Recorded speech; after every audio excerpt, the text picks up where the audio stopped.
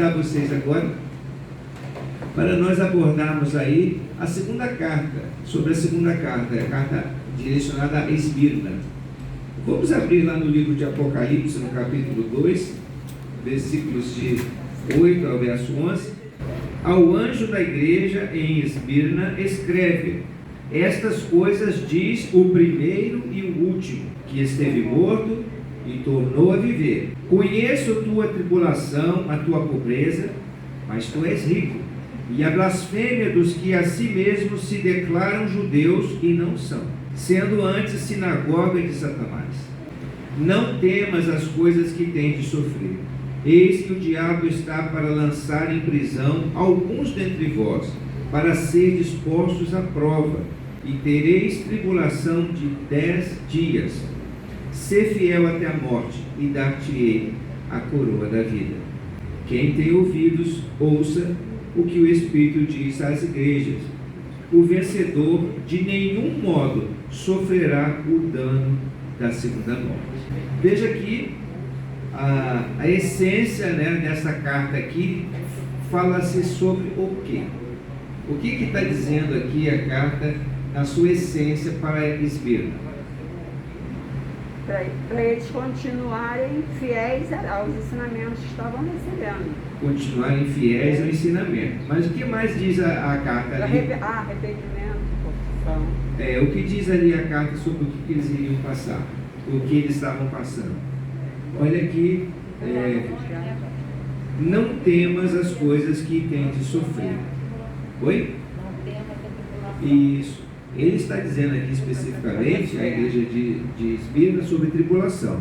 A igreja de Éfeso, qual era o tema principal da carta à igreja de Éfeso? Era arrependimento. Acho que era arrependimento. A igreja de Éfeso, qual era o tema principal? Era a respeito do quê? Que assim, o tema principal da carta de Éfeso era a busca ao retorno ao primeiro amor.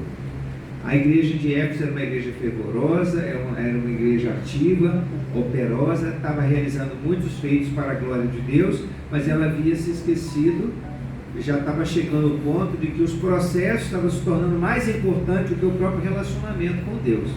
E ela disse, e Jesus disse à igreja: olha, fica atento, retorna-te ao teu primeiro amor, aquele relacionamento comigo. Você está fazendo muitas coisas, aquela história de Marta e Maria, né? Marta estava ocupada com tantas coisas e o Senhor Jesus disse naquela visita: uma coisa só é necessária. Já que a carta que ele direciona à igreja de Esmirna, ele está falando aqui: conheço tua tribulação, logo aqui no verso 9, conheço a tua tribulação, a tua pobreza, mas tu és rico. Observe que essa, vamos dizer assim, declaração aqui: conheço a tua pobreza. Pobreza aqui numa cidade, nós vamos agora conhecer um pouquinho da história, do contexto da cidade, não era nada de uma cidade pobre. Era uma cidade com muitos recursos. A primeira, né, dentro lá do Império Romano, a Roma, que era a cidade mais importante. Depois veio o quê? A cidade de Éfeso. Éfeso era uma cidade importantíssima. E depois vinha Esmirna. Esmirna era a segunda cidade mais importante na Ásia Menor, porque a Roma não ficava na Ásia. A Roma ficava lá, naquele braço da Europa. Então, ali na Ásia, era a segunda cidade mais importante. E hoje é a segunda cidade mais importante da Turquia. É a cidade de Esmirna. Então, vamos aqui um pouquinho agora conhecer a cidade de Esmirna. Aqui, como nós vimos na semana passada, as 7 igrejas estavam todas localizadas aqui na Turquia, no território da Turquia. A cidade de Esmirna, ela fica mais ou menos a 55 quilômetros de Éfeso. 55 quilômetros, irmãos, talvez um pouquinho mais distante. É como se eu viesse aqui para a igreja, fosse ao Recreio e voltasse aqui para a igreja.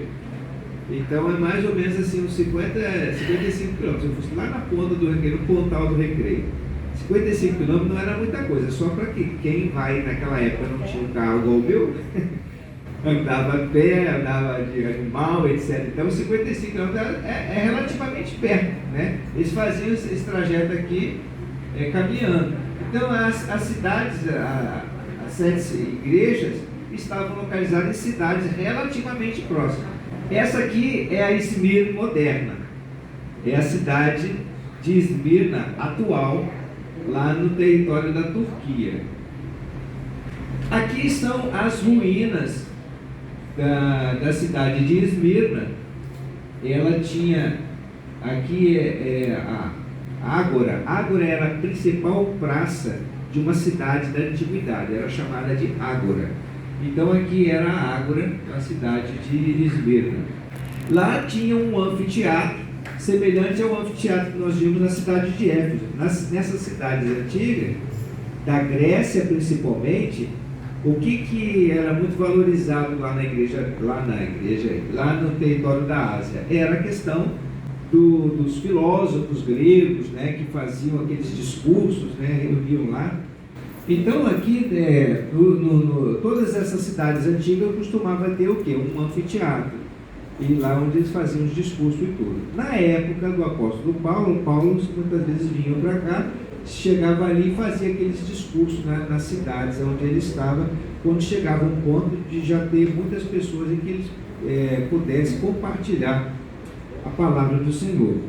E nesse anfiteatro aqui aconteceu uma coisa assim muito triste, como aconteceu, por exemplo, também no Coliseu, lá em Roma. Alguém já ouviu falar do Coliseu, né? Lá muitos crentes foram o quê? Foram martirizados, foram comidos por leões lá dentro do Coliseu. Aqui é o Monte Pagos, que existe lá em Esmirna. Sob essa torre aqui, ó, também foram martirizados muitos crentes. A perseguição que os crentes sofreram lá em Esmirna, de uma primeira monta, eles chegaram a jogar daqui de cima 1.200 crentes. E depois, uma segunda vez, 800 crentes aqui de cima. Então aqui acontecia coisas assim, né, terríveis. Esse daqui é Policarpo, que foi o bispo da igreja de Esmirna, mais ou menos, ele nasceu em 69 depois de Cristo e veio a falecer em 150, mais ou menos, 159 depois de Cristo. Ele foi um dos mártires da igreja de Esmirna. Eu quero já comentar aqui depois com vocês, ele foi queimado vivo na fogueira, mas ele foi queimado porque ele não quis cultuar o imperador de Roma.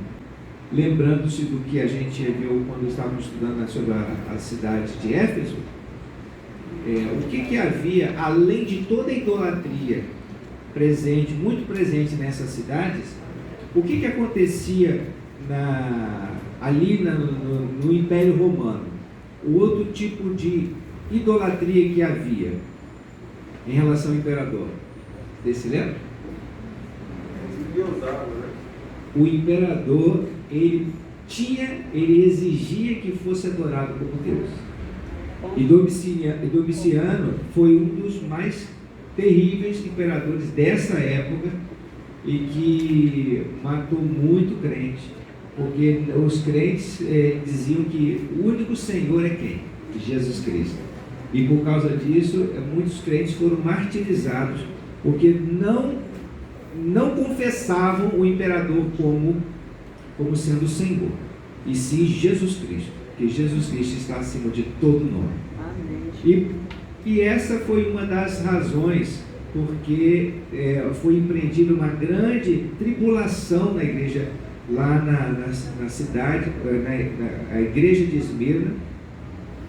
E é interessante aqui que o texto nos fala, Jesus dizendo à igreja de Esmirna: não temas as coisas que tens de sofrer, eis que o diabo está para lançar em prisão alguns dentre vós, mas para serdes postos à prova, e tereis tribulação de 10 dias. Irmãos, eu queria trazer aqui já que as cartas dirigidas, direcionadas às igrejas, elas eram justamente para preparar a igreja para a volta de Cristo. O que antecede a volta de Cristo, de um modo geral, conforme diz a Bíblia em Apocalipse? Nós que estudamos bastante já sobre a volta de Jesus. Perseguição. Tribulação.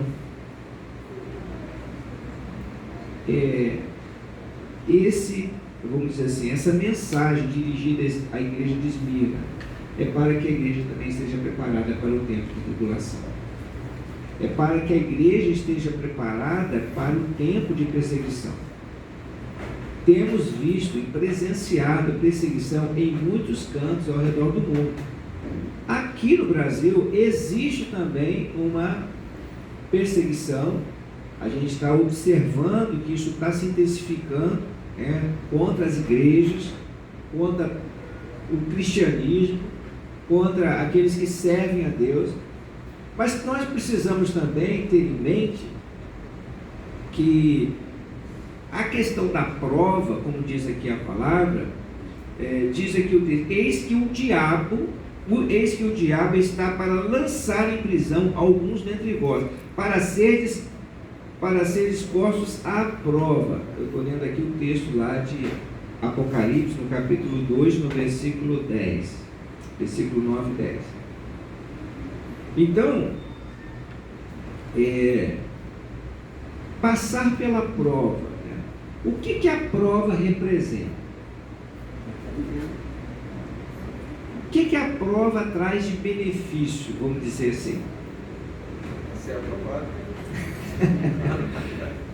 Grande, né? É que nem uma vez lá no seminário, pastor Alexandre, eu perguntei para a turma, qual é a diferença entre revelação e inspiração? Aí alguém respondeu, revelação é uma palavra revelada, e inspiração é uma palavra inspirada. Essa foi boa, né? Mas o que a tribulação produz em nós?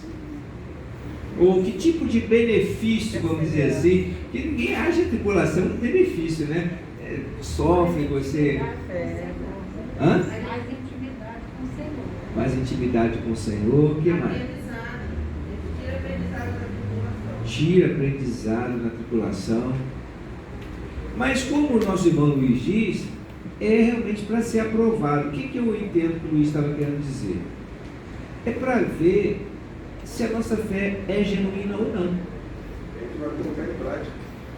Porque quantas pessoas se agregam a ser seguidoras de Cristo, mas por conveniência, porque é bom, porque é agradável.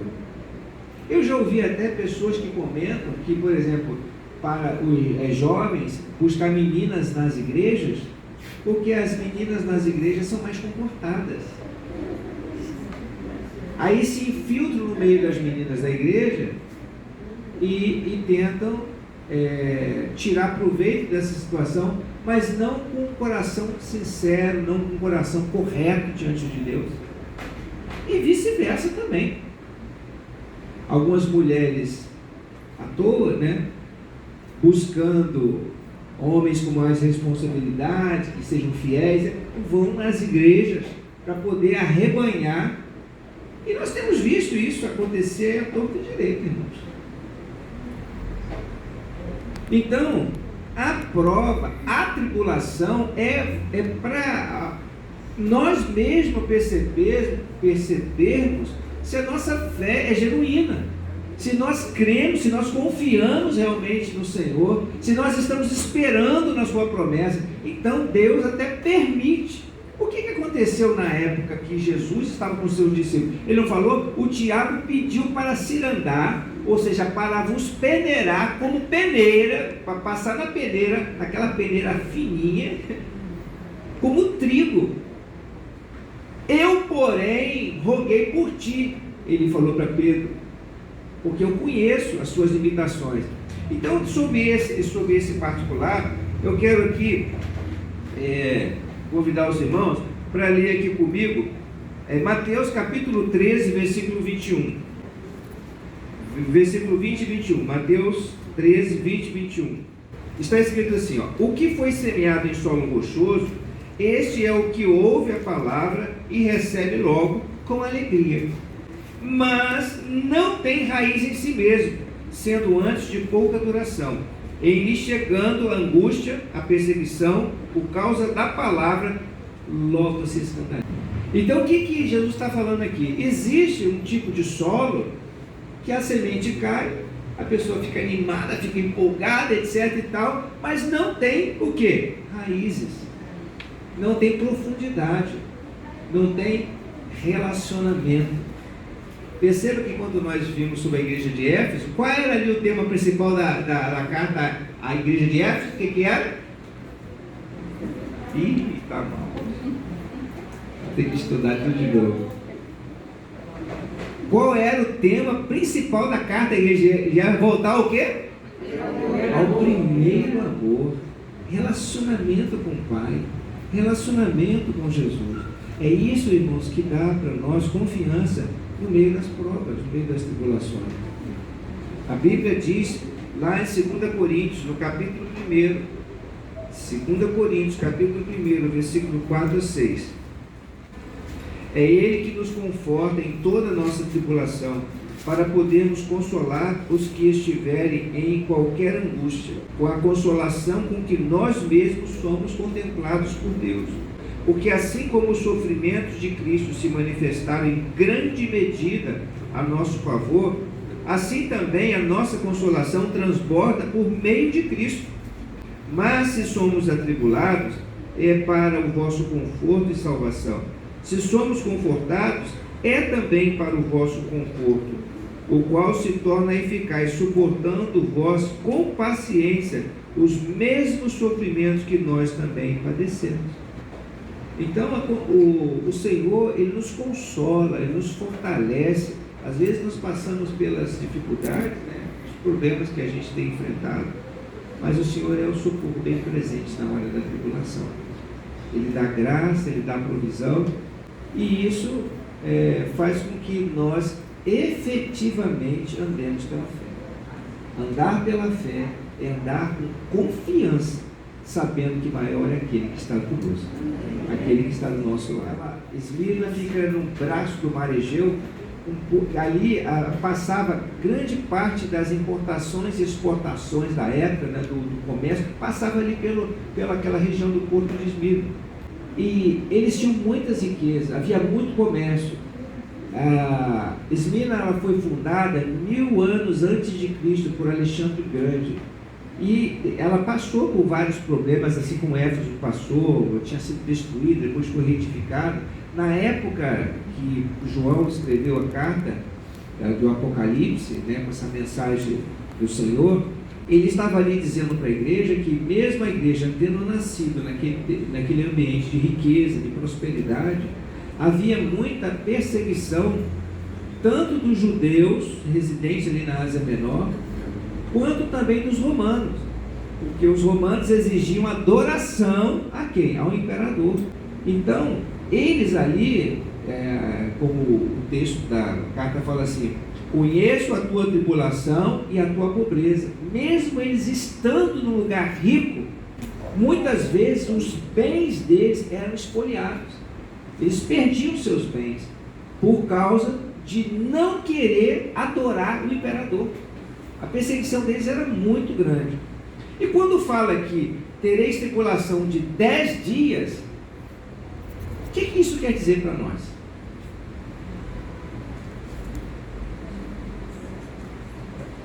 Vai ser só 10 dias de lutas.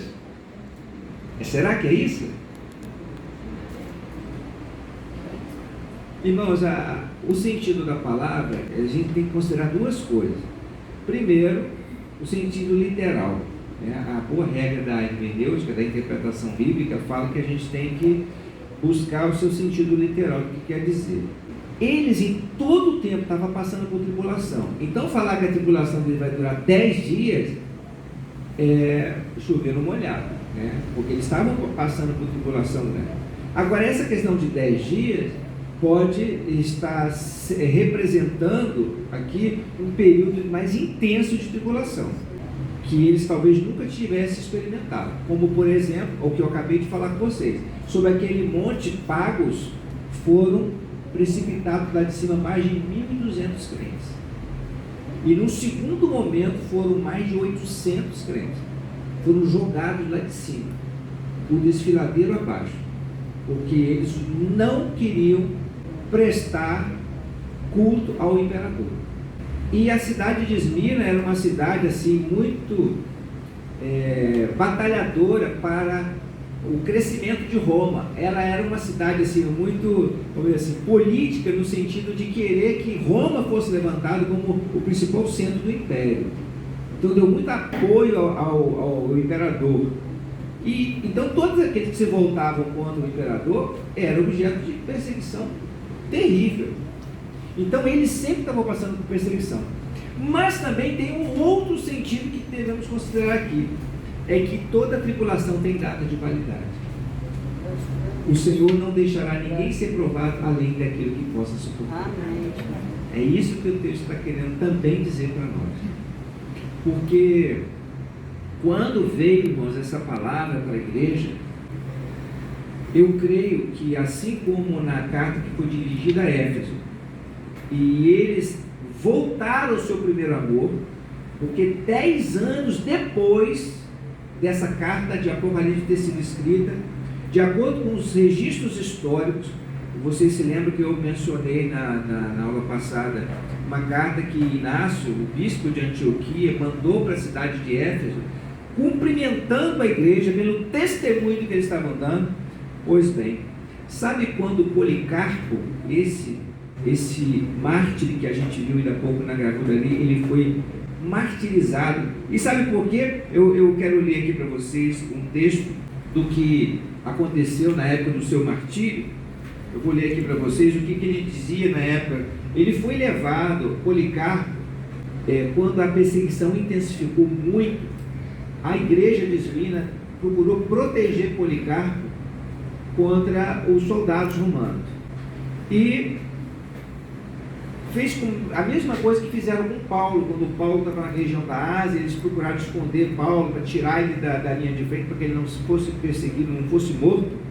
E teve um lugar que foi apedrejado quase ao ponto de morrer. A mesma coisa fizeram com Policarpo. Só que Policarpo, ele era um homem que dava assim, o seu testemunho, e os irmãos estavam dispostos a dar sua vida por Jesus, que ele, quando ele foi pego, que conseguiram pegar ele não resistiu nem nada.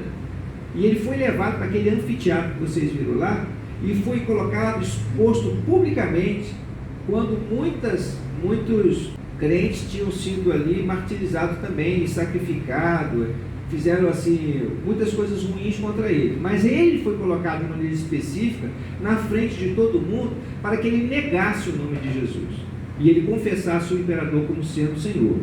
Então diz aqui um texto do livro de História, né? Eu quero ler aqui para vocês esse parágrafo. Olha só: Policarpo foi levado perante o procônsul no anfiteatro, o qual se dirigiu a ele: considere sua idade, jure pela grandeza de César.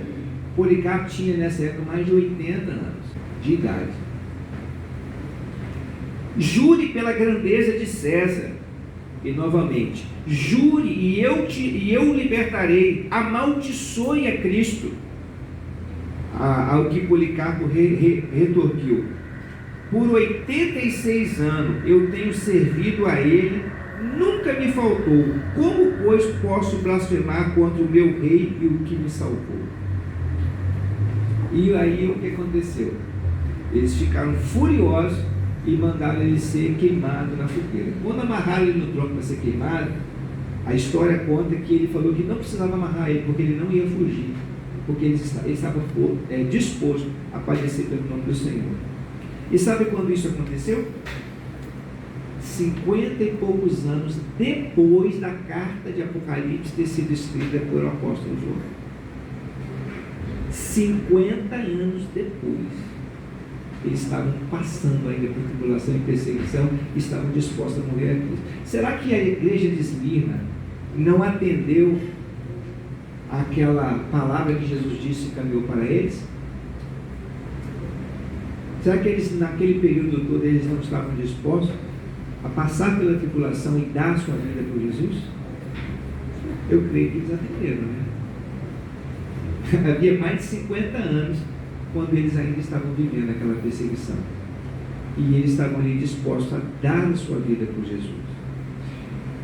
Então, concluindo, amados, a tribulação, na verdade, ela prova para nós o quanto a nossa fé é genuína.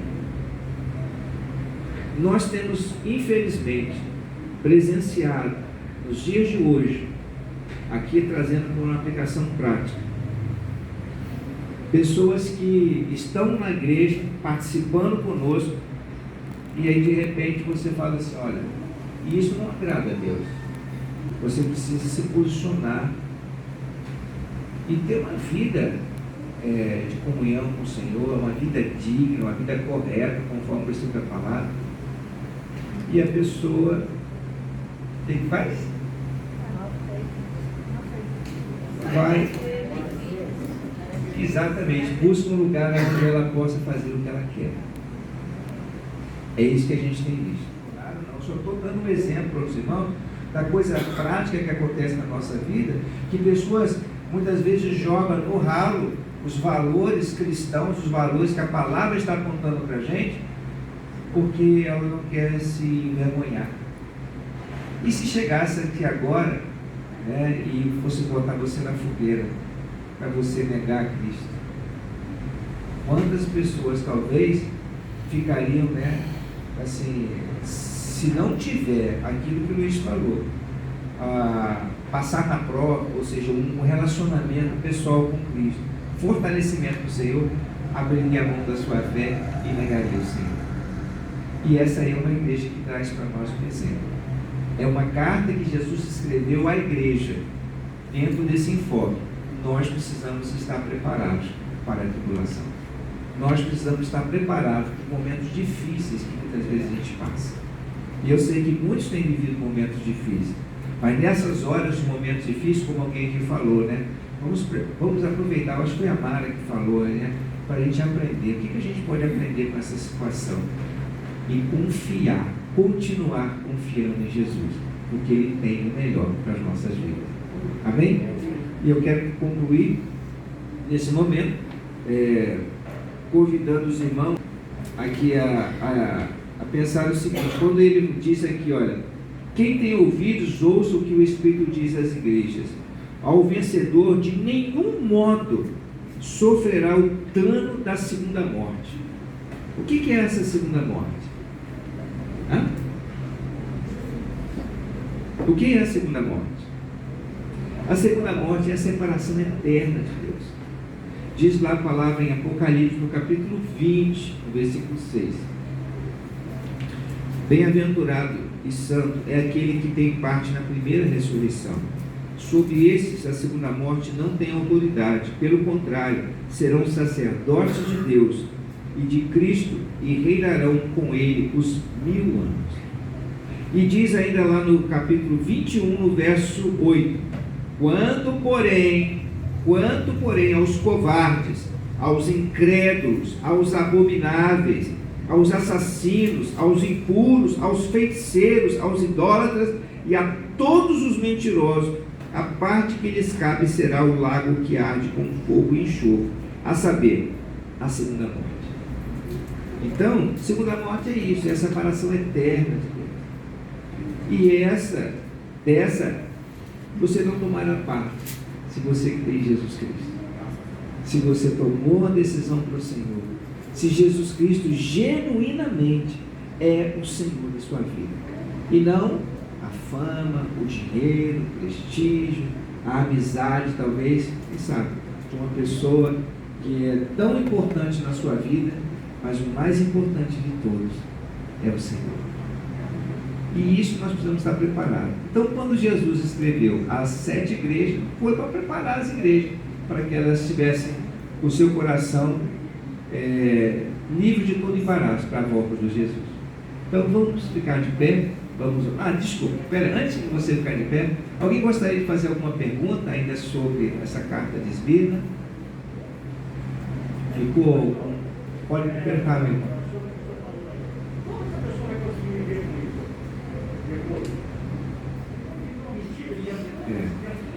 É a mesma coisa a questão do uso do pecado, né? O pecado, a Bíblia fala que o salário do pecado é a morte. E quando a pessoa cai no pecado, entra no pecado, o sentimento depois, as consequências depois, são as mais terríveis. Por isso que Paulo, quando ele falava, tendo pregado aos outros, ele mesmo não viesse a ser desqualificado. A gente que ministra a palavra, nós que temos, né, dado o testemunho do Senhor, é o cuidado que eu tomo, eu busco a Deus, eu peço muito a graça do Senhor. Porque eu tendo pregado aos outros, eu mesmo não venha a tropeçar e cair e falhar diante de Deus. A falha. Como é que você faz? Você vai, se falhou, se tropeçou, você chega diante de Deus e se arrepende, porque a Bíblia fala que é fiel e justo. O Senhor é fiel e justo para perdoar os pecados e purificar de toda injustiça. Agora, virá consequência. A consequência do erro, ela vem depois. Não é assim, que nem aconteceu com Davi, né? As consequências que depois já aconteceu na casa dele, na família dele, tudo decorrente do quê? De um ato que ele cometeu lá atrás. As consequências vêm, mas o Senhor não perdoou, não limpou o coração dele. Davi escreveu o Salmo 51, Pai, cria em mim um coração novo, renova dentro de mim um espírito inabalável. O Senhor perdoou ele, Deus trouxe uma palavra para ele, de perdão para ele. Agora, as consequências do que se passou na família dele, uma pessoa, por exemplo, que entra no pecado do adultério. Olha, se ela entra no pecado do adultério, as consequências que isso aí depois traz, uma pessoa que mata uma outra pessoa, tira a vida de alguém, não tem como repor isso daí. Essa mancha, Então, quando fala lá em pecados, a gradação do pecado, não é questão de um pecado pequenininho, um pecado grande, porque é pecado. Agora, as consequências tem consequências maiores e consequências menores, mas é pecado. E o que a palavra de Deus está recomendando aqui para a gente é para que a gente esteja firme na fé, crendo em Jesus Cristo, ser fiel à palavra até a morte. E nós vimos o exemplo de Jesus. Jesus foi fiel até a morte de cruz. Amém? Graças a Deus por isso. Eu quero encorajar os irmãos para que sejam firmes com Jesus e busquem aquele primeiro amor, um relacionamento com Deus, que é isso que fortalece a nossa fé, mesmo passando pelas dificuldades. A gente sabe que aquele que está conosco é maior e vai nos dar vitória.